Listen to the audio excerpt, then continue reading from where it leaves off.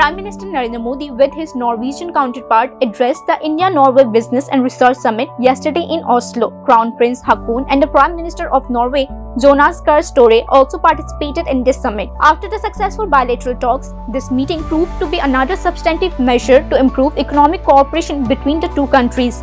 The summit was attended by CEOs of more than 50 companies from both the countries and more than 250 participants from the Norwegian and Indian business and research communities.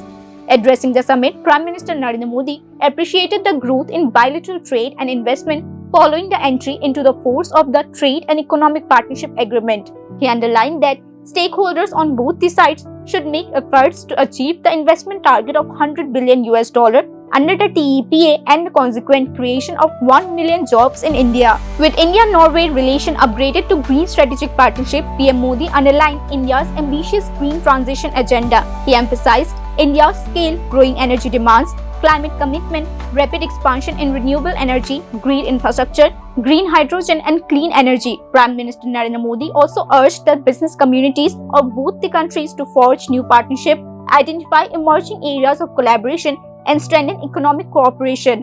The report News Now.